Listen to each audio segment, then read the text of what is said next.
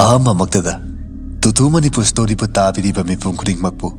तुतु Manipur story की माइकैदगी खुरुमजरी ngasisu mayamgidamaktani haiduna tutu manipur story na wari anauba amamuk puduna laksari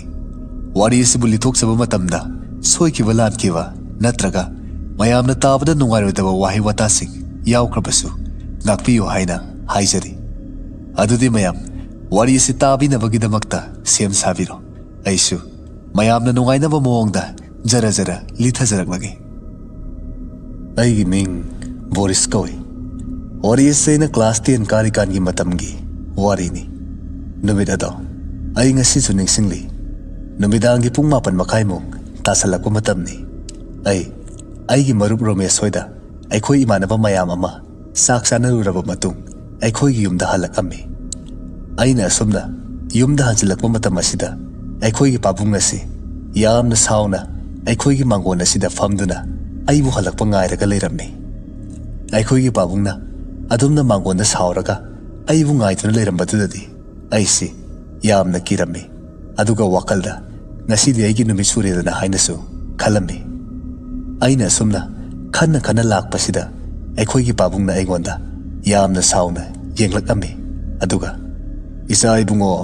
ningthau hanjin birakledana examna hayeng hakse khaktamak ngairabu kasida nangna koiduna langduna sumleitho ibasibu karigino nama singna hayeng wai exam do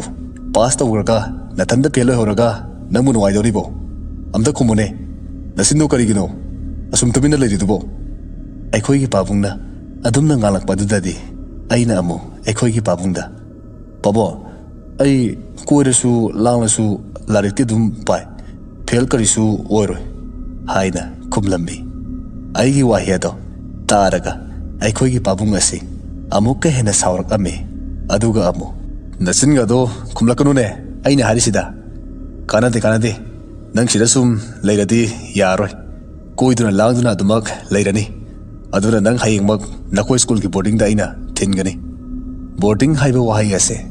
aina khwaidagi hainataba wahai ni aduna ikhoi gi pabungna boarding da ibu lehelani haibu gi wari torokpadudadi aina amuga ikhoi gi pabungda pawa ai hayengdagi karimata chatlaroge koiba langbaga amta chatlaroge ba ngasidagi suti oirge ado nasabu boarding dadi thambigano aigi waising ado taraga ekhoi pabungna amu taning dene nangi kadar fadar do torkanune nangna toriba kadar myam do ai loina khangine kanade ai nangna ngangba wa amada taroi dabane hayeng magnang boarding sanga dabane chalosu na pinaron yomuso hayeng ayung ata chatkadabane aikhoi gi pabungi wahising ado taraga aisi yamna sauninglammi adubu maduda ina muksin khumlurabadi ai kaya na taisararoi khaladuna ai tumina asum leirammi aduga aikhoi babungna haiba wahising atuda yaningda aisi yaba tarammi asum tawdana numit asisu asum haujan kirammi mathangi numit ka ayugni aikhoi school gi boarding atuda yamna lakningda aikhoi babungna thilakami aikhoi gi school gi boarding asi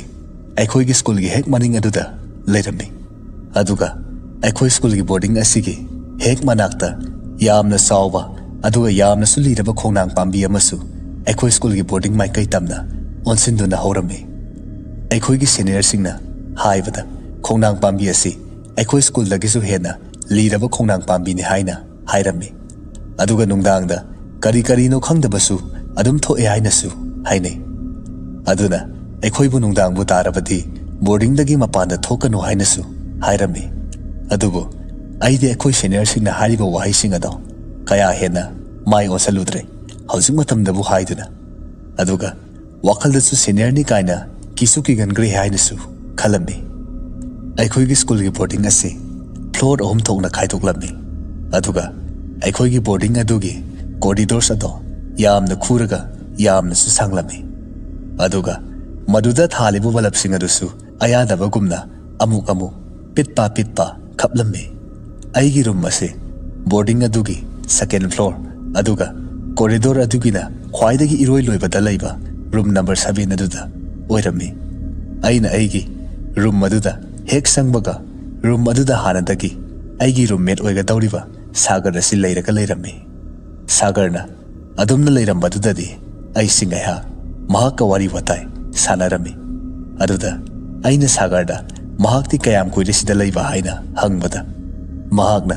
नुमित निनि Mukta फाबदा ngairi nang lakpa yam fare ai ithanda leiba tandana leiramini haina khumlakami aduga moigi boarding ase kari kari no thoe haina minasu hainai madi yamna hinati kize hainasu aingonda tamlakami aduda aina noklaga boarding khudingi wari amamam adum leibani karisu thoina hena khanjalunuda haina hairami asum tawduna numit asi sagari bani wari watai tawduna asum haujin khirami ahingi pung baro makai mukta salakwa matamni aisi tumlambadagi mikap tholak ami aina tum hawalakwa matam asida aikhoi gi rum madugi mapanda miyoi amana gap gap launa satkibagi makhon ama aina yam hauna tarak ami aisu ahan badadi kanano ne asuk thenglaba kansida mapanda chatlisibu haina khalami adubu amo aikhoi gi boarding gi warden oiramani khanduna amu kaisu khanjaluba leitana amuk tumtharami mathangi numitki ayu angan mamatamni sagar amadi ai school chatnabani haiduna dress losilami asum nei banina dress losilingai gi tancha asida sagar daina ita aikhoi gi boarding gi warden se ahing da chekadum lakro ai gi wai singa to taraga sagar da ahing da di kaisu laktabni da kadoroge nangna du hangni dubo ha kaisu nati barang ahing do miyoi amana chatpagi makon ama aina taba aikhoi gi room gi mapan sida aduna nida aina di warden oiramgadaba manba ado manasadi kana ore buzano asu thinglaba kanudabo ai gi wahai singa do taraga sagar na haifet aingonda ngakna yeklak ami aduga amu ida aikhoi gi boarding se kharadi haina bani ko aduna nang makona do tarasu mapadaga di tholu ko sagar gi wahi singa do taraga aina yamna kanna noglak ami aduga amu hera itaw senior kaina aikhoi ki nabana panga hejan boramni yam hena su khanjalunuda kanade adu sarukpudi thengrani loisalo sasat hairaga ibani si ngaihak leiraga dress lotion ba loiduna school gi maikai panglammi asum tawdana numit asigi ayuk asisu asum haujin khirami numidangi pung mapan makaimu tasalakwa matamni ai amadi sagar sak saba loraba matung aikhoi gi room aduda changlakami aikhoina room aduda hek changlakpaga sagarna mahak khong yamna hamninge amukta makhada kuminarusi mathanda kumbadi mahak yamna kizai haina aingonda haurakami aduda aina noklaga fare fare lao nangna ki gangi basina haiduna sagar ibani si amu makhada aikhoi boarding gi washroom leiba maikai athuda panglakami aikhoi gi boarding gi washroom asi aina ngasai ahan bata pankhiba khongnang pambi adugi hek nakanda leirammi sagar ibanina aikhoi gi boarding adugi washroom mapado hek yobaga aina sagarda so ai mapanda ngairamge hangsit langamge aikhoi gi washroom gi manamdo aidi yamna hinati aduna changlakaroge nang tawdo sasa tawro haiduna sagarda ina hairamlaga aina washroom gi hek mapanda duda lepaga leirammi sagar su aigi wahi ado taraga hoi hoi fare ai kasu kuiroida haiduna hairamlaga sangkhirami asumna aina mapanda leplingai gi matam asida ngasai gi khongnang pambi atomdagi soro soro haiduna aina makhon ama tarakami aisu makhon ado tabadagi khongnang pambi adu tamna yenglammi adubu aina yengluba matamdadi khongnang pambi adugi manaktadi karisu leiba uramde adudadi aina utin gumba oiramgani khanduna amuk karisu khanjaludre ngaihaki matung amukasu khongnang pambi atomdagi soro soro haiduna makhon amukasu aina tarakami adumna makhon ado tarakpadudadi aisi amukasu khongnang pambi adu tamna yenglakami aina sumna yengningai gi matam masida sagar asi washroom dagi yamna kanna lauraga senthorakami sagarna adumna senthorakpadudadi aina sagarda yenglaga kaidori ta adu phina senthoraiduna haina hanglammi aduda sagarna yamna pakhatna ita aina khongham luraga tholakpada aigi nanga sida kanano mana pop pop haina tharai adudadi aisu kanano ne haiduna yengtholubane adudadi kana suliramde adugine aina para chenthorei basi khangdi aidi yamna kire boarding asida yamna kuina leiba ngamdau mande sagar gi wahi singado taraga aina nok thora ami aduga hera itaw nangna wakal pakhanda khanjan bagi oramni miyoi bana kidaki salabadi wakal da pangsa sagale do aduni itaw lo tawri do karisu oramose adu sarupudi changlaslo hairaga ivani siamu aikhoi gi rum maduda sangminnara ami aikhoi gi rum maduda hek sangbaga sagari mahaki pamung aduda kakatuna phaijumna makhongdagi makok phawba kupsillaga hipta kirami sagar gi mawng matawdo uraga aisi haifet nokfet tawraga amu aisu tumthana ba sem sarami ahingi pung baro makhai muk tasalakpu matamni aisi mang yamna nungai taba ama manglubagi makeup khangthok thokla ami as kari mangnone tawridubo amuba mana ibu koitan tanarami mi masi sagar sina tumlamdaida jajat he kangcindana mangdaga jaja loi ure tawrisi haina aina ithanta murum solingai ki matam asida aikhoi gi rum madugi mapanda miyoi amana hangat handa gap launa satpagi makhon ama ina tarak ami aisu makhon adu hek tabaga kanano ne asuk thinglaba kasidabo mi ki rum mapasida asuk hauna satisibo asibu aikhoi boarding gi warden do oirba sarane madi ngasi mayum satluni haibanida mana tragadi asida salisna kara ay amukta tholaga yeluge natradi wakhal sida dum samam naraga leirani haiduna aina ithanda murum solaga famungdagi haukal ami aduga aikhogi room gi thongado tamna changsillammi aduga thongado yamna tamna hangtoktuna mapanda yenglami aina thongado hangtoklaga yengluba matamdadi mapandadi kanasu leiba uramde adudadi aina karino ne ai bhosukta mi amana satkibagi makhon ama takibanida as khangdreda tawrisi aina sagarda gyan mayam ama yenjaluraga aina oina wakalda pangkhan khanjan bai tawrabara khangdreda haiduna ithanta murum sonjaraga aisi thongado thingjallamaga amu aigi pamung tamna chatlami aina sumna chatlingai gi matam asida aikhoi gi rum madugi thongado yamna kana thilak ami thong aduda adumna thilak badudadi aisu amuk yamna thuna parap thong adugi maikai tamna sanglami aduga thong ado amuk yamna thuna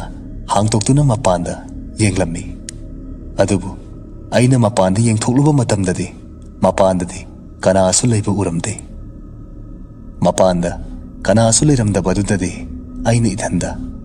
karinone ngasi tawriba mayam asimo aine ko kase aroi bi chaklera tawrisi nati ngasi gi sibu tasengna tamnaribara natraga aikhoi gi senior gaina aikhoi bu sanaribara ai gyan gamta tatrera tawrisi aina subna ithanda murum solingai gi matam asida ai gi oi thangba lengchum asida kanano amana pop haina tharak ami aisu adumna tharak badudadi khangprek khangna lauraga maningde yengthoklammi adubu aina yengthokluba matamdadi aingona tharak iba miyoi ado atai kanasu oiramde aigi roommate sagar oiraga leirammi aina adumna khangprek khangna laubadudadi sagarna amuk noklaga karino itha nangdi tumgedi leitadana thoma pasida kaidoramino aduga tupingna laurituna kai sagar gi wahi singado taraba matung aina ita hojikta aikhoi gi thongase kanano mana yamna kana thilakambani adubu aina kanano haina yengtholuba matamdati mapandadi kanasu leiramde adugi neina mapasida leirami pasi aduda sagarna noklaga ita nangna ingonda gyan mayam ama yenjallamaga namonda mu tawraba kanasu oiramoida nang wakalna oiramni kanadi adu sarupudi tumurasilo ngayak leiradi nungala ani hairamaga sagar si mahaki pamung maikai pangkhirami aisu tumna sagarna sangkhibadudadi aikhoi gi room gi thongado thingchillamaga aigi pamung maikai panglakami ꯑꯩꯅ ꯑꯩꯒꯤ ꯐꯃꯨꯡ ꯑꯗꯣ ꯌꯧꯔꯛꯄ ꯃꯇꯝꯗꯗꯤ ꯁꯥꯒꯔꯗꯤ ꯌꯥꯝꯅ ꯅꯨꯡꯉꯥꯏꯅ ꯈꯣ ꯈꯣ ꯅꯥꯈꯣꯗꯨꯅ ꯇꯨꯝꯃꯒ ꯂꯩꯔꯝꯃꯤ꯫ ꯁꯥꯒꯔꯅ ꯑꯗꯨꯝꯅ ꯌꯥꯝꯅ ꯊꯨꯅ ꯇꯨꯝꯃꯒ ꯂꯩꯔꯝꯕꯗꯨꯗꯗꯤ ꯑꯩꯁꯤ ꯌꯥꯝꯅ ꯉꯛꯂꯝꯃꯤ꯫ ꯑꯗꯨꯒ ꯏꯊꯟꯗ ꯃꯁꯤꯕꯨ ꯀꯔꯝꯕ ꯄꯣꯠꯁꯛꯅ ꯁꯥꯔꯛꯄꯖꯥꯠꯅꯣꯅꯦ ꯑꯁꯨꯛ ꯊꯨꯅ ꯇꯨꯝꯈꯤꯕꯁꯤꯕꯣ ꯍꯥꯏꯗꯨꯅ ꯃꯨꯔꯨꯝ ꯃꯨꯔꯨꯝ ꯁꯣꯜꯂꯝꯃꯤ꯫ ꯑꯗꯨꯒ ꯑꯩꯁꯨ ꯑꯩꯒꯤ ꯐꯃꯨꯡꯗ ꯀꯥꯈꯠꯇꯨꯅ ꯇꯨꯝꯅꯕ ꯁꯦꯝ ꯁꯥꯔꯝꯃꯤ꯫ ꯑꯩꯅ ꯑꯁꯨꯝꯅ ꯇꯨꯝꯅꯕ ꯍꯣꯠꯅꯔꯤꯉꯩꯒꯤ ꯃꯇꯝ ꯑꯁꯤꯗ ꯑꯩꯈꯣꯏꯒꯤ ꯊꯣꯡ ꯑꯁꯤ ꯑꯃꯨꯛꯀꯁꯨ ꯌꯥꯝꯅ ꯀꯟꯅ ꯊꯤꯜꯂꯛꯑꯝꯃꯤ꯫ ꯑꯗꯨꯝꯅ ꯊꯣꯡ ꯑꯗꯣ ꯌꯥꯝꯅ ꯀꯟꯅ ꯊꯤꯜꯂꯛꯄꯗꯨꯗꯗꯤ ꯑꯩꯅ ꯐꯃꯨꯡꯗꯒꯤ ꯍꯧꯒꯠꯇꯨꯅ ꯑꯩꯈꯣꯏꯒꯤ ꯔꯨꯝꯒꯤ ꯊꯣꯡ ꯑꯗꯨꯒꯤ ꯃꯅꯥꯛꯇ ꯌꯥꯝꯅ ꯊꯨꯅ ꯆꯠꯂꯝꯃꯤ꯫ ꯑꯗꯨꯒ ꯊꯣꯡ ꯑꯗꯨꯕꯨ ꯍꯥꯡꯗꯣꯛꯇꯨꯅ ꯃꯄꯥꯟꯗ ꯀꯣꯏꯔꯩ ꯂꯩꯗꯨꯅ ꯌꯦꯡꯂꯝꯃꯤ꯫ ꯑꯩꯅ ꯑꯁꯨꯝꯅ ꯃꯄꯥꯟꯗ ꯌꯦꯡꯂꯨꯕ ꯃꯇꯝꯗꯗꯤ ꯑꯩꯈꯣꯏꯒꯤ ꯐ꯭ꯂꯣꯔ ꯑꯗꯨꯒꯤ ꯑꯁꯣꯝ ꯃꯇꯥꯏ ꯊꯪꯕ ꯁ꯭ꯇꯤꯌꯔ ꯀꯥꯐꯝꯒꯤ ꯃꯄꯥ ꯑꯗꯨꯗ ꯃꯤꯔ ꯂꯥꯏꯔ ꯈꯪꯗꯕ ꯑꯃꯨꯕ ꯑꯃ ꯂꯦꯞꯄꯒ ꯑꯩꯉꯣꯟꯗ ꯌꯦꯡꯗꯨꯅ ꯂꯩꯔꯝꯃꯤ꯫ ꯃꯗꯨ ꯎꯕꯗ ꯑꯩꯗꯤ ꯂꯣꯏꯔꯦ ꯀꯤꯕꯗ ꯃꯤꯍꯨꯟ ꯊꯥꯍꯨꯝꯒꯁꯤ ꯑꯥ ꯌꯧꯈ꯭ꯔꯦ꯫ ꯃꯗꯨꯗꯒꯤꯗꯤ ꯑꯩꯅ ꯑꯩꯈꯣꯏꯒꯤ ꯊꯣꯡ ꯑꯗꯣ ꯌꯥꯝꯅ ꯊꯨꯅ ꯊꯤꯡꯖꯤꯜꯂꯝꯃꯒ ꯁꯥꯒꯔꯒꯤ ꯃꯅꯥꯛꯇ ꯆꯦꯟꯁꯤꯜꯂꯝꯃꯤ꯫ ꯑꯗꯨꯒ ꯁꯥꯒꯔꯒꯤ ꯃꯁꯥ ꯑꯗꯣ ꯌꯥꯝꯅ ꯀꯟꯅ ꯅꯣꯝꯃꯒ ꯁꯥꯒꯔꯕꯨ ꯇꯨꯝꯕ ꯍꯧꯗꯣꯛꯂꯝꯃꯤ꯫ ꯁꯥꯒꯔꯁꯨ ꯑꯩꯅ ꯇꯨꯝꯅ ꯀꯟꯅ ꯅꯣꯝꯕꯗꯨꯗꯗꯤ ꯎꯏꯔꯨꯝ ꯁꯥꯔꯨꯝ ꯍꯧꯒꯠꯂꯛꯑꯝꯃꯤ꯫ ꯑꯗꯨꯒ "ꯀꯔꯤꯅꯣ ꯏꯇꯥꯎ ꯅꯪ ꯇꯧꯔꯤꯗꯨꯕꯣ? ꯃꯤꯅ ꯑꯁꯨꯛ ꯅꯨꯡꯉꯥꯏꯅ ꯇꯨꯝꯃꯤꯀꯥꯟꯁꯤꯗꯕꯨ ꯑꯗꯨꯝꯅ ꯍꯧꯗꯣꯛꯅꯕ꯭ꯔꯣ? ꯑꯩ ꯉꯥꯎꯈ꯭ꯔꯗꯤ ꯀꯃꯥꯏꯅ ꯇꯧꯅꯤ?" ꯍꯥꯏꯅ ꯈꯨꯝꯂꯛꯑꯝꯃꯤ꯫ ꯑꯗꯨꯗ ꯑꯩꯅ "ꯅꯪ ꯉꯥꯎꯕ ꯉꯥꯎꯗꯕ ꯂꯥꯏꯔꯤ ꯑꯩ ꯀꯤꯕꯅ ꯌꯥꯗ꯭ꯔꯦꯅꯦ꯫ ꯃꯤꯍꯨꯟ ꯊꯥꯍꯨꯝꯒꯁꯤ ꯁꯨꯗ꯭ꯔꯦ꯫ ꯑꯩꯈꯣꯏꯒꯤ ꯁ꯭ꯇꯤꯌꯔ ꯀꯥꯈꯠꯐꯝꯗꯣ ꯑꯗꯨꯗ ꯃꯤꯔ ꯂꯥꯏꯔ ꯈꯪꯗꯕ ꯑꯃ ꯂꯦꯞꯄꯒ ꯂꯩꯍꯧꯔꯦ." ꯑꯩꯒꯤ ꯋꯥꯍꯩꯁꯤꯡ ꯑꯗꯣ ꯇꯥꯔꯒ ꯁꯥꯒꯔꯅ ꯑꯃꯨꯛꯀꯁꯨ ꯎꯏꯔꯨꯝ ꯁꯥꯔꯨꯝ "ꯇꯥꯅꯤꯡꯗꯦ ꯏꯇꯥꯎ, ꯈꯔ ꯈꯥꯏꯔꯗꯤ ꯌꯥꯔꯦꯀꯣ? ꯑꯩꯅꯦ ꯉꯥꯏꯍꯥꯛꯇ ꯇꯨꯝꯒꯦ, ꯌꯥꯝꯅ ꯋꯥꯊꯤ ꯇꯧꯔꯛꯀꯅꯨ" ꯍꯥꯏꯅ ꯈꯨꯝꯂꯛꯑꯝꯃꯤ꯫ ꯑꯗꯨꯗ ꯑꯩꯅ "ꯍꯩꯃꯥ, ꯑꯩꯅ ꯍꯥꯏꯔꯤꯁꯤ ꯐꯥꯒꯤ ꯅꯠꯇꯦꯃꯤ ꯅꯪꯕꯨ ꯏꯇꯥꯎ, ꯑꯁꯦꯡꯕꯒꯤ ꯂꯩꯍꯧꯋꯦꯃꯤ." ꯑꯩꯒꯤ ꯋꯥꯍꯩꯁꯤꯡ ꯑꯗꯣ ꯇꯥꯔꯒ ꯁꯥꯒꯔꯅ "ꯐꯔꯦ, ꯍꯦꯛ ꯂꯩꯔꯝꯗꯕꯗ ꯌꯦꯡꯉꯨ ꯅꯪ" ꯍꯥꯏꯔꯒ ꯑꯩꯒꯤ ꯈꯨꯠ ꯑꯁꯤ ꯄꯥꯏꯗꯨꯅ ꯑꯩꯈꯣꯏꯒꯤ ꯔꯨꯝ ꯑꯗꯨꯒꯤ ꯊꯣꯡ ꯇꯝꯅ ꯆꯤꯡꯂꯝꯃꯤ꯫ ꯑꯗꯨꯒ ꯊꯣꯡ ꯑꯗꯣ ꯍꯥꯡꯇꯣꯛꯂꯒ ꯃꯄꯥꯟꯗ ꯀꯣꯏꯌꯦꯡ ꯌꯦꯡꯂꯝꯃꯤ꯫ ꯑꯗꯨꯕꯨ ꯑꯩꯈꯣꯏꯅ ꯌꯦꯡꯂꯨꯕ ꯃꯇꯝꯗꯗꯤ ꯉꯁꯥꯏ ꯂꯦꯞꯍꯧꯕ ꯃꯤꯔ ꯂꯥꯏꯔ ꯈꯪꯗꯕ ꯑꯃꯨꯕ ꯑꯗꯨ ꯃꯐꯝ ꯑꯗꯨꯗ ꯂꯩꯔꯝꯗꯔꯦ꯫ ꯃꯄꯥꯟꯗ ꯀꯅꯥꯁꯨ ꯂꯩꯔꯝꯗꯕꯗꯨꯗꯗꯤ ꯁꯥꯒꯔꯅ ꯑꯩꯉꯣꯟꯗ ꯃꯨꯟꯅ ꯌꯦꯡꯂꯒ "ꯀꯗꯥꯏꯅꯣ? ꯂꯩꯔꯤꯕꯁꯤ ꯀꯗꯥꯏꯅꯣꯕ? ꯑꯝꯇ ꯍꯥꯏꯌꯨꯅꯦ. ꯀꯥꯟꯅꯗꯕꯗ ꯌꯥꯝ ꯈꯥꯏꯕꯣ ꯅꯪ, ꯑꯗꯨꯁꯨ ꯑꯍꯤꯡꯁꯤꯗ. ꯂꯩꯍꯧꯔꯣ ꯅꯪ ꯁ꯭ꯋꯥꯏꯗꯀꯣ. ꯃꯊꯪꯗꯒꯤꯗꯤ ꯑꯩ ꯍꯧꯗꯣꯔꯛꯀꯅꯨ. ꯃꯊꯪꯒꯅꯦ ꯍꯦꯛ ꯍꯧꯗꯣꯔꯛꯑꯕ ꯅꯪꯅꯦ ꯀꯌꯥ ꯅꯨꯡꯉꯥꯏꯔꯣꯏ." ꯍꯥꯏꯔꯝꯃꯒ ꯁꯥꯒꯔꯁꯤ ꯌꯥꯝꯅ ꯐꯤꯡꯅ ꯑꯃꯨꯛ ꯃꯍꯥꯛꯀꯤ ꯐꯃꯨꯡ ꯃꯥꯏꯀꯩ ꯄꯥꯡꯈꯤꯔꯝꯃꯤ꯫ ꯑꯩꯁꯨ ꯃꯄꯥꯟꯗ ꯀꯅꯥꯁꯨ ꯂꯩꯔꯝꯗ꯭ꯔꯕꯗꯨꯗꯗꯤ ꯆꯤꯟꯗ "ꯀꯔꯤꯅꯣꯅꯦ ꯃꯁꯤ ꯑꯩꯉꯣꯟꯗ ꯇꯧꯔꯤꯕ ꯃꯌꯥꯝ ꯑꯁꯤꯕꯣ? ꯑꯩ ꯒ꯭ꯌꯥꯟꯒ ꯑꯝꯇ ꯇꯥꯗ꯭ꯔꯦꯗ" ꯍꯥꯏꯗꯨꯅ ꯍꯥꯏꯔꯝꯂꯒ ꯊꯣꯡ ꯑꯗꯣ ꯊꯤꯡꯖꯤꯜꯂꯝꯃꯒ ꯑꯃꯨꯛ ꯑꯩꯒꯤ ꯐꯃꯨꯡ ꯃꯥꯏꯀꯩ ꯄꯥꯡꯂꯛꯑꯝꯃꯤ꯫ ꯑꯩꯅ ꯑꯩꯒꯤ ꯐꯃꯨꯡ ꯃꯥꯏꯀꯩ ꯄꯥꯡꯂꯛꯄ ꯃꯇꯝꯗ ꯁꯥꯒꯔꯗꯤ ꯑꯃꯨꯛꯀꯁꯨ ꯌꯥꯝꯅ ꯅꯨꯡꯉꯥꯏꯅ ꯈꯣ ꯈꯣ ꯅꯥꯈꯣꯗꯨꯅ ꯇꯨꯝꯃꯒ ꯂꯩꯔꯝꯃꯤ꯫ ꯁꯥꯒꯔꯅ ꯑꯗꯨꯝꯅ ꯑꯃꯨꯛꯀꯁꯨ ꯌꯥꯝꯅ ꯊꯨꯅ ꯇꯨꯝꯃꯒ ꯂꯩꯔꯝꯕꯗꯨꯗꯗꯤ ꯑꯩꯅ ꯏꯇꯣꯝꯗ "ꯃꯁꯤ ꯃꯤꯁꯤꯗꯤ ꯄꯨꯔꯥ ꯕꯦꯔꯥꯒꯤ ꯃꯤꯅꯤ" ꯍꯥꯏꯔꯒ ꯑꯩꯒꯤ ꯐꯃꯨꯡ ꯑꯗꯨꯗ ꯀꯥꯈꯠꯂꯒ ꯍꯤꯞꯊꯔꯝꯃꯤ꯫ ꯑꯗꯨꯒ ꯑꯩꯒꯤ ꯐꯩꯖꯨꯞ ꯑꯗꯣ ꯀꯣꯛꯇꯒꯤ ꯈꯣꯡ ꯐꯥꯎꯕ ꯀꯨꯞꯁꯜꯂꯒ ꯇꯨꯝꯊꯅꯕ ꯁꯦꯝ ꯁꯥꯔꯝꯃꯤ꯫ ꯑꯩꯅ ꯑꯁꯨꯝꯅ ꯇꯨꯝꯊꯅꯕ ꯍꯣꯠꯅꯔꯤꯉꯩꯒꯤ ꯃꯇꯝ ꯑꯁꯤꯗ ꯑꯩꯒꯤ ꯅꯥꯀꯟꯗ ꯇꯨꯝꯂꯤꯕ ꯁꯥꯒꯔ ꯑꯁꯤ ꯃꯍꯥꯛꯅ ꯌꯥꯝꯅ ꯍꯧꯅ ꯅꯥꯈꯣꯔꯝꯕꯗꯣ ꯇꯣꯛꯈ꯭ꯔꯒ ꯀꯔꯤ ꯀꯔꯤꯅꯣ ꯈꯪꯗꯕ ꯋꯥꯍꯩ ꯈꯔ ꯃꯆꯤꯟꯅ ꯃꯨꯔꯨꯝ ꯃꯨꯔꯨꯝ ꯁꯣꯟꯕ ꯍꯧꯔꯛꯑꯝꯃꯤ꯫ ꯑꯩꯁꯨ ꯁꯥꯒꯔꯅ ꯑꯗꯨꯝꯅ ꯁꯣꯜꯂꯛꯄꯗꯨꯗꯗꯤ ꯐꯩꯖꯨꯞ ꯑꯁꯤ ꯌꯥꯝꯅ ꯇꯞꯅ ꯍꯥꯏꯗꯣꯛꯂꯒ ꯁꯥꯒꯔꯗ ꯌꯦꯡꯂꯝꯃꯤ꯫ ꯑꯩꯅ ꯑꯗꯨꯝꯅ ꯌꯦꯡꯂꯨꯕ ꯃꯇꯝꯗꯗꯤ ꯁꯥꯒꯔ ꯑꯁꯤ ꯃꯍꯥꯛꯀꯤ ꯐꯃꯨꯡ ꯑꯗꯨꯗ ꯐꯝꯂꯗꯨꯅ ꯑꯩꯈꯣꯏꯒꯤ ꯀꯥꯒꯤ ꯃꯊꯛꯇ ꯄꯥꯜꯂꯤꯕ ꯐꯦꯟ ꯑꯗꯨꯗ ꯃꯨꯟꯅ ꯌꯦꯡꯂꯒ ꯃꯨꯔꯨꯝ ꯃꯨꯔꯨꯝ ꯁꯣꯟꯗꯨꯅ ꯂꯩꯔꯝꯃꯤ꯫ ꯁꯥꯒꯔꯅ ꯑꯗꯨꯝꯅ ꯇꯧꯔꯒ ꯂꯩꯔꯝꯕꯗꯨꯗꯗꯤ ꯑꯩꯗꯤ ꯂꯣꯏꯔꯦ ꯀꯤꯕꯗ ꯃꯤꯍꯨꯟꯒꯁꯤ ꯆꯣꯡꯂꯤꯕ꯭ꯔꯥ ꯆꯣꯡꯗꯕ꯭ꯔꯥ ꯒ꯭ꯌꯥꯟ ꯃꯦꯟ ꯑꯝꯇ ꯇꯥꯈꯤꯗ꯭ꯔꯦ꯫ ꯑꯗꯨꯕꯨ ꯑꯩꯅ ꯀꯤꯔꯁꯨ ꯀꯤꯅ ꯁꯥꯒꯔꯗ "ꯁꯥꯒꯔ, ꯀꯔꯤꯅꯣ ꯅꯪꯅ ꯇꯧꯔꯤꯕꯗꯨꯕꯣ? ꯑꯝꯇ ꯇꯣꯛꯑꯣꯃꯤ ꯅꯪꯕꯣ, ꯑꯩ ꯌꯥꯝꯅ ꯀꯤꯔꯦꯃꯤ" ꯍꯥꯏꯅ ꯌꯥꯝꯅ ꯀꯤꯅ ꯑꯩꯅ ꯁꯥꯒꯔꯗ ꯍꯥꯏꯔꯝꯃꯤ꯫ ꯑꯩꯅ ꯑꯗꯨꯝꯅ ꯁꯥꯒꯔꯗ ꯍꯦꯛ ꯍꯥꯏꯕꯒ ꯁꯥꯒꯔꯁꯤ ꯃꯍꯥꯛꯅ ꯃꯨꯔꯨꯝ ꯃꯨꯔꯨꯝ ꯁꯣꯜꯂꯝꯕꯗꯣ ꯇꯣꯛꯈ꯭ꯔꯒ ꯑꯩꯉꯣꯟꯗ ꯌꯥꯝꯅ ꯁꯥꯎꯅ ꯑꯣꯟꯁꯜꯂꯗꯨꯅ ꯌꯦꯡꯂꯛꯑꯝꯃꯤ꯫ ꯑꯩꯁꯨ ꯑꯗꯨꯝꯅ ꯁꯥꯒꯔꯅ ꯌꯦꯡꯂꯛꯄꯗꯨꯗꯗꯤ ꯀꯤꯕꯅ ꯍꯦꯟꯃꯟꯈꯤꯕꯅ ꯑꯩꯒꯤ ꯐꯩꯖꯨꯞ ꯑꯁꯤ ꯑꯃꯨꯛ ꯀꯣꯛ ꯐꯥꯎ ꯌꯧꯅ ꯆꯤꯡꯈꯠꯂꯝꯃꯤ ꯑꯗꯨꯒ ꯆꯤꯟ ꯑꯁꯤꯗ ꯑꯩꯅ ꯈꯪꯖꯕ ꯂꯥꯏ ꯈꯨꯗꯤꯡꯃꯛꯀꯤ ꯃꯤꯡ ꯄꯟꯗꯨꯅ ꯑꯩꯕꯨ ꯑꯝꯇ ꯀꯟꯕꯤꯌꯣ ꯍꯥꯏꯅ ꯁꯣꯜꯂꯗꯨꯅ ꯂꯩꯔꯝꯃꯤ ꯉꯥꯏꯍꯥꯛꯀꯤ ꯃꯇꯨꯡ ꯁꯥꯒꯔꯁꯤ ꯃꯍꯥꯛꯅ ꯃꯨꯔꯨꯝ ꯃꯨꯔꯨꯝ ꯁꯣꯜꯂꯝꯕꯗꯨ ꯂꯦꯞꯈꯤꯔꯝꯃꯤ ꯑꯩꯁꯨ ꯁꯥꯒꯔꯅ ꯑꯗꯨꯝꯅ ꯂꯦꯞꯈꯤꯕꯗꯨꯗꯗꯤ ꯑꯩꯒꯤ ꯐꯩꯖꯨꯞ ꯑꯗꯣ ꯌꯥꯝꯅ ꯇꯞꯅ ꯍꯥꯏꯗꯣꯛꯇꯨꯅ ꯁꯥꯒꯔꯒꯤ ꯃꯥꯏꯀꯩ ꯇꯞꯅ ꯌꯦꯡꯂꯝꯃꯤ ꯑꯩꯅ ꯑꯗꯨꯝꯅ ꯌꯦꯡꯂꯨꯕ ꯃꯇꯝꯗꯗꯤ ꯁꯥꯒꯔꯗꯤ ꯃꯍꯥꯛꯀꯤ ꯐꯃꯨꯡ ꯑꯗꯨꯗ ꯐꯝꯂꯗꯨꯅ ꯑꯩꯒꯤ ꯃꯥꯏꯀꯩꯔꯣꯝꯗ ꯑꯣꯟꯁꯤꯟꯗꯨꯅ ꯌꯦꯡꯂꯒ ꯂꯩꯔꯝꯃꯤ ꯁꯥꯒꯔꯅ ꯑꯗꯨꯝꯅ ꯌꯦꯡꯂꯝꯕꯗꯨꯗꯗꯤ ꯑꯩꯗꯤ ꯂꯣꯏꯔꯦ ꯀꯤꯕꯅ ꯍꯦꯟꯃꯟꯈꯤꯕꯅ ꯑꯩꯁꯤ ꯑꯃꯨꯛꯀꯁꯨ ꯑꯩꯒꯤ ꯐꯩꯖꯨꯞ ꯑꯗꯣ ꯀꯣꯛ ꯐꯥꯎꯕ ꯆꯤꯡꯈꯠꯂꯒ ꯐꯩꯖꯨꯞ ꯃꯅꯨꯡ ꯑꯗꯨꯗ ꯑꯃꯨꯛꯀꯁꯨ ꯑꯩꯅ ꯈꯪꯖꯕ ꯂꯥꯏ ꯃꯌꯥꯝ ꯑꯃ ꯁꯣꯜꯂꯗꯨꯅ ꯑꯍꯤꯡ ꯑꯗꯣ ꯌꯥꯝꯅ ꯋꯥꯅ ꯈꯥꯡꯂꯝꯃꯤ ꯑꯗꯨꯒ ꯋꯥꯈꯜꯗ ꯍꯌꯦꯡ ꯑꯌꯨꯛꯇ ꯑꯣꯏꯈꯤꯁꯅꯨ ꯑꯩ ꯕꯣꯔꯗꯤꯡ ꯑꯁꯤ ꯊꯥꯗꯣꯛꯇꯨꯅ ꯆꯠꯈꯤꯅꯤ ꯑꯩꯈꯣꯏ ꯕꯕꯥꯅ ꯉꯥꯡꯁꯅꯨ ꯑꯩ ꯁꯨꯃꯥꯏꯅ ꯇꯝꯅꯕ ꯕꯣꯔꯗꯤꯡꯁꯤꯗꯗꯤ ꯂꯩꯕ ꯁꯨꯡꯉꯝ ꯍꯦꯛ ꯉꯝꯃꯣꯏ ꯍꯥꯏꯅ ꯈꯜꯂꯝꯃꯤ ꯑꯩꯁꯤ ꯐꯅꯌꯥꯝ ꯀꯨꯏꯅꯗꯤ ꯑꯗꯨꯝ ꯍꯥꯏꯅ ꯈꯜꯂꯒ ꯂꯩꯔꯝꯕꯅꯤ ꯑꯗꯨꯕꯨ ꯀꯔꯝ ꯍꯥꯏꯅ ꯇꯨꯝꯊꯈ꯭ꯔꯤꯕꯅꯣ ꯍꯥꯏꯕꯗꯣ ꯑꯩꯁꯨ ꯈꯪꯍꯧꯗ꯭ꯔꯦ ꯑꯩꯅ ꯈꯪꯂꯛꯄꯗ ꯑꯩꯁꯤ ꯁꯥꯒꯔꯅ ꯀꯟꯅ ꯀꯧꯔꯗꯨꯅ ꯑꯩꯕꯨ ꯇꯨꯝꯕꯗꯣ ꯍꯧꯗꯣꯛꯄꯤꯔꯝꯃꯤ ꯑꯩꯁꯨ ꯑꯗꯨꯝꯅ ꯁꯥꯒꯔꯅ ꯍꯧꯗꯣꯔꯛꯄꯗꯨꯗꯗꯤ ꯍꯧꯒꯠꯂꯛꯑꯝꯃꯤ ꯑꯩꯅ ꯍꯧꯒꯠꯂꯛꯄ ꯃꯇꯝꯗ ꯑꯌꯨꯛꯀꯤ ꯄꯨꯡ 8:30 ꯇꯥꯔꯒ ꯂꯩꯔꯝꯃꯤ ꯁꯥꯒꯔꯅ ꯑꯩꯉꯣꯟꯗ ꯑꯃꯨꯛ ꯊꯦꯡꯉꯤꯃꯦ ꯅꯪꯕꯣ ꯁ꯭ꯀꯨꯜ ꯆꯠꯅꯕ ꯂꯣꯏꯁꯤꯜꯂꯁꯤ ꯍꯥꯏꯅ ꯍꯥꯏꯔꯛꯑꯝꯃꯤ ꯁꯥꯒꯔꯒꯤ ꯋꯥꯍꯩ ꯑꯗꯣ ꯇꯥꯔꯒ ꯑꯩꯅ ꯁꯥꯒꯔꯗ ꯃꯨꯟꯅ ꯌꯦꯡꯂꯝꯃꯤ ꯑꯗꯨꯒ ꯅꯪ ꯍꯦꯛ ꯆꯠꯂꯨ ꯁ꯭ꯀꯨꯜꯒ ꯑꯩꯗꯤ ꯌꯨꯝꯗ ꯑꯣꯏꯅ ꯆꯠꯂꯅꯤ ꯍꯥꯏꯔꯒ ꯄꯔꯞ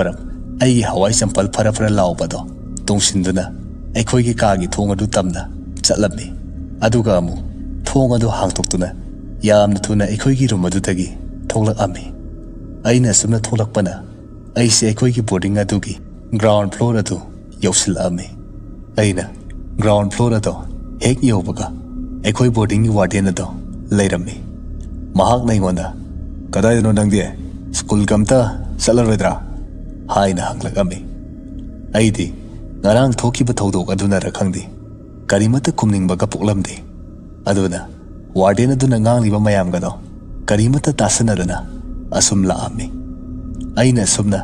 ꯀꯔꯤꯃꯠꯇ ꯈꯨꯝꯗꯅ ꯂꯥꯛꯄꯗꯨꯗ ꯋꯥꯔꯗꯦꯟ ꯑꯗꯨꯁꯨ ꯑꯩꯒꯤ ꯃꯅꯤꯡꯗ ꯌꯥꯝꯅ ꯀꯟꯅ ꯂꯥꯎꯍꯧꯏ ꯉꯥꯏꯍꯥꯛꯀꯤ ꯃꯇꯨꯡ ꯑꯩꯁꯤ ꯑꯩꯈꯣꯏꯒꯤ ꯌꯨꯝ ꯑꯗꯣ ꯌꯧꯁꯤꯜꯂꯛꯑꯝꯃꯤ ꯑꯩꯅ ꯌꯨꯝ ꯌꯧꯕ ꯃꯇꯝꯗ ꯑꯩꯈꯣꯏ ꯄꯥꯕꯨꯡ ꯑꯁꯤ ꯑꯩꯈꯣꯏꯒꯤ ꯃꯥꯡꯒꯣꯜ ꯑꯗꯨꯗ ꯆꯩ ꯑꯁꯥꯡꯕ ꯑꯃ ꯄꯥꯏꯔꯗꯨꯅ ꯐꯝꯃꯒ ꯂꯩꯔꯝꯃꯤ ꯑꯩꯁꯨ ꯑꯩꯈꯣꯏ ꯄꯥꯕꯨꯡꯒꯤ ꯃꯇꯧ ꯑꯗꯣ ꯎꯕꯗ ꯑꯗꯨꯝ ꯈꯪꯖꯔꯦ ꯑꯩꯈꯣꯏ ꯄꯥꯕꯨꯡꯗ ꯋꯥꯔꯗꯦꯟ ꯑꯗꯨꯅ ꯕꯣꯔꯗꯤꯡꯗꯒꯤ ꯆꯦꯟꯈꯤꯕꯒꯤ ꯄꯥꯎ ꯇꯝꯂꯛꯑꯦ ꯍꯥꯏꯕꯁꯤ ꯑꯗꯨꯕꯨ ꯑꯩꯁꯨ ꯀꯔꯤꯗꯤ ꯎꯄꯥꯏ ꯂꯩ ꯀꯤꯃꯟꯕꯒꯤꯅꯤ ꯆꯦꯜꯂꯛꯏꯕꯁꯤ ꯑꯗꯨꯅ ꯑꯩꯅ ꯑꯩꯈꯣꯏꯒꯤ ꯃꯥꯡꯒꯣꯜ ꯑꯗꯣ ꯍꯦꯛ ꯌꯧꯕꯒ ꯄꯔꯞ ꯑꯩꯈꯣꯏꯒꯤ ꯄꯥꯕꯨꯡꯒꯤ ꯃꯅꯥꯛꯇ ꯆꯦꯟꯁꯤꯜꯂꯗꯨꯅ ꯁꯥꯡꯅ ꯍꯦꯛꯇ ꯍꯤꯞꯄꯒ ꯈꯣꯡ ꯈꯨꯠ ꯑꯁꯦ ꯇꯤꯡꯊꯣꯛꯂꯝꯃꯤ ꯑꯗꯨꯒ ꯑꯩꯈꯣꯏ ꯄꯥꯕꯨꯡꯒꯤ ꯃꯈꯣꯡ ꯑꯗꯣ ꯀꯣꯜꯂꯗꯨꯅ ꯈꯣꯏꯔꯝꯂꯝꯃꯤ ꯑꯗꯨꯒ ꯑꯩꯈꯣꯏ ꯄꯥꯕꯨꯡꯗ ꯉꯔꯥꯡ ꯊꯣꯛꯈꯤꯕ ꯊꯧꯗꯣꯛꯁꯤꯡ ꯑꯗꯣ ꯃꯊꯪ ꯃꯅꯥꯎ ꯅꯥꯏꯅ ꯍꯦꯛꯇ ꯀꯞꯄꯣꯏ ꯀꯩꯕꯣꯏ ꯂꯣꯏꯅ ꯋꯥꯔꯤ ꯑꯣꯏꯅ ꯂꯤꯔꯝꯃꯤ ꯑꯗꯨꯒ ꯑꯃꯨꯛ ꯑꯩꯕꯨ ꯐꯨꯒꯦꯁꯨ ꯐꯨꯕꯤꯌꯨ ꯆꯩꯒꯦꯁꯨ ꯆꯩꯕꯤꯌꯨ ꯉꯥꯡꯒꯦꯁꯨ ꯍꯦꯛ ꯉꯥꯡꯕꯤꯌꯨ ꯑꯗꯨꯒꯤ ꯇꯝꯅꯕ ꯕꯣꯔꯗꯤꯡꯗꯨꯗꯗꯤ ꯑꯩꯕꯨ ꯊꯝꯕꯤꯔꯅꯨ ꯑꯩ ꯀꯔꯤꯃꯠꯇ ꯉꯥꯎꯁꯤꯟꯅꯖꯔꯔꯣꯏꯒꯦ ꯂꯥꯏꯔꯤꯛꯁꯨ ꯀꯟꯅ ꯄꯥꯔꯒꯦ ꯍꯥꯏꯅ ꯍꯥꯏꯖꯔꯝꯃꯤ ꯑꯩꯅ ꯈꯜꯂꯝꯕꯗꯤ ꯑꯩꯈꯣꯏ ꯄꯥꯕꯨꯡꯒꯤ ꯆꯩ ꯑꯁꯥꯡꯕꯗꯨꯅ ꯑꯩꯒꯤ ꯅꯪꯒꯟ ꯑꯁꯤꯗ 4-5ꯗꯤ ꯁꯥꯟꯗꯔꯛꯀꯗ꯭ꯔꯥ ꯍꯥꯏꯅ ꯈꯜꯂꯝꯕꯅꯤ ꯑꯗꯨꯕꯨ ꯑꯩꯈꯣꯏ ꯄꯥꯕꯨꯡꯅ ꯁꯥꯟꯗꯔꯛꯈꯤꯗ꯭ꯔꯦ ꯑꯗꯨꯒ ꯑꯩꯅ ꯍꯥꯏꯕ ꯋꯥꯍꯩꯁꯤꯡ ꯑꯗꯣ ꯑꯩꯈꯣꯏ ꯄꯥꯕꯨꯡꯅ ꯌꯥꯕꯤꯔꯛꯑꯝꯃꯤ